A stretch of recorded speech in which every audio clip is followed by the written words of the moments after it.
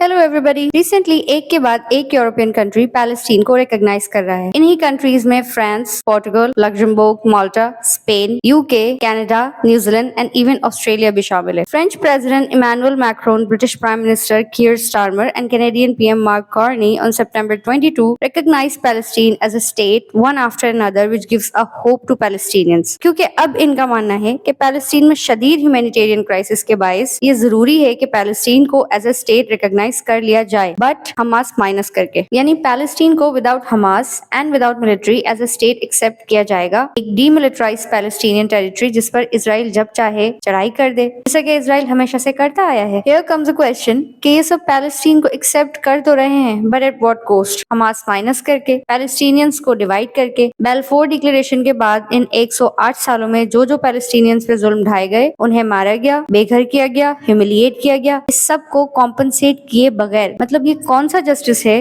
कौन सा international law है कि जिसके अंडर क्रिमिनल को कोई सजा मिल ही नहीं रही, उल्टा विक्टिम ही कॉम्प्रोमाइज कर रहा है। अब यूएनओ और यूरोपियन कंट्रीज से पूछा जाए कि इस सब जानी और माली नुकसान की भरपाई कौन करेगा? इजराइल को कोई फाइन, कोई पेनाल्टी, कोई पनिश, कोई सैंक्शन नहीं लगाई जाएगी? मजीद जो यूरोप अभी एक्शंस ले रहा है, वही यूरोप इतनी दहाइयों से कौन सी गफलत की नींद में सोया हुआ था? क्या जब इन्हें ह्यूमन राइट्स वायलेशन नजर नहीं आई और अब अचानक से यूरोप नशे की नींद से उठकर आता है और कहता है कि let's solve the problem and give Palestinians the right to live? Seriously? ये भी याद रहे कि यहाँ यूरोप से हमारी मुराद यूरोपियन गवर्नमेंट्स, लीडर्स और अथॉरिटेटिव्स से है, कॉमन मैन या पब्लिक नहीं। Now back to our topic. कहाँ था यही यूरोप उस वक्त जब नकबा हुआ था, लाखों लोग बेघर हो गए थे? और कहाँ था ये यूरोप जब 29 जनवरी 2024 को एक 6 साल की मासूम बच्ची रजब हिंद को उसकी फैमिली समेत गोलियों से भून दिया गया था, जब गजा में फेमीन लाइक सिचुएशन क्रिएट करके लोगों को भूख और प्यास की शिद्दत से मारा जा रहा था, सी ब्लॉकेट कर दिया गया था और कोई फॉरेन एड अलाउ नहीं की जा रही थी? Where was the Europe at that time? Even greater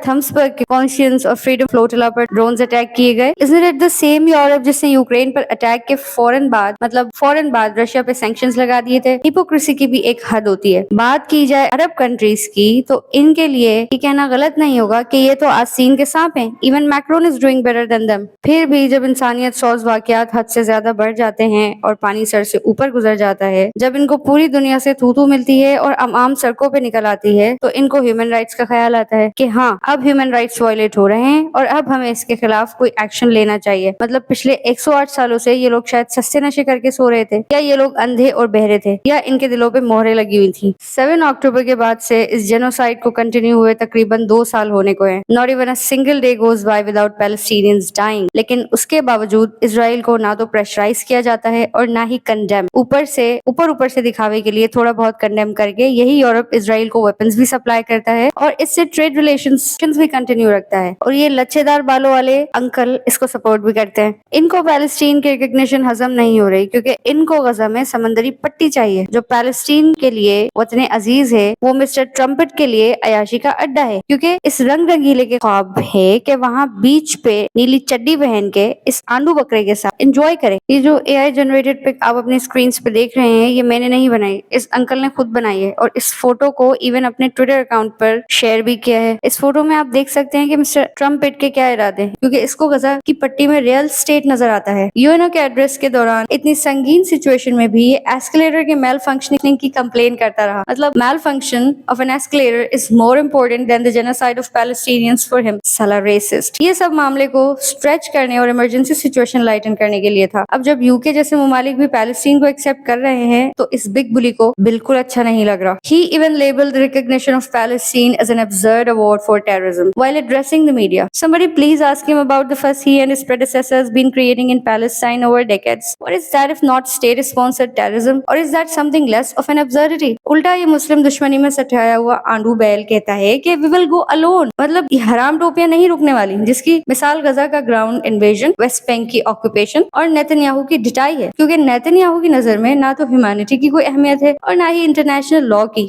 UNO को तो वैसे ही इन लोगों ने मजाक बना के रखा हुआ है, हैंस प्रूव्ड कि एक्सट्रीमिस्ट है और दहशतगर्द है। यहाँ सवाल ये पैदा होता है कि पैलेस्टाइन को रिकॉग्नाइज किया तो जा रहा है, मगर इसराइल को क्यों नहीं रोका जा रहा? और अगर इसराइल को रोका नहीं गया तो इस रेजोल्यूशन, समिट और रिकॉग्निशन की क्या ही इंपॉर्टेंस बाकी रह जाएगी? Is it even viable? जब तक इसराइल का सॉफ्टवेयर अपडेट नहीं किया जाता तब तक रेजोल्यूशन से कुछ नहीं होने वाला, क्योंकि एक ऐसी ही रेजोल्यूशन यूएनओ ने नवंबर 1947 में भी पास की थी, जिसमें two state solution and establishment of Israel and Palestine की बात की गई थी। उस वक्त तो हमास भी नहीं था। हमास तो बाद में इसराइल की टायरनी और सप्रेशन के नतीजे में वजूद में आई है। जो इंसानियत सोज वाकयात फलस्तीन में हुए, जिस तरह इसराइल ने फलस्तीनियों को बेघर किया, उन पर जुल्म ढाए, उनका जेनोसाइड किया, उसकी पूरी दुनिया शाहिद है। अब फिर से हिस्ट्री रिपीट की जा रही है और फिर से इसराइल अपनी डिटाई पे कायम रहता है। तो क्या इंटरनेशनल कम्युनिटी इस पर कोई स्टैंड नहीं लेगी? और अगर स्टैंड लेगी भी तो क्या स्टैंड लेगी? इसका इन मुनाफिकों के पास कोई जवाब नहीं है। कुछ एनालिस्ट का मानना है कि ये रिकॉग्निशन फिर से पैलेस्टीनियंस को चीट करने, उन्हें डिवाइड करने और उन्हें मजीद कमजोर करने के लिए की जा रही है, ताकि मज़ाहमती ग्रुप हमास को एलिमिनेट किया जा सके। Hence this recognition comes with a knife disguised in help. What do you think? Will this resolution bring greater stability or more conflict in the region? इस रेजोल्यूशन को कोई इंपॉर्टेंस दी जाएगी Palestinians के लिए? क्या ये लॉन्ग टर्म में खुशाइंद बात होगी? What's your take on it? Let me know this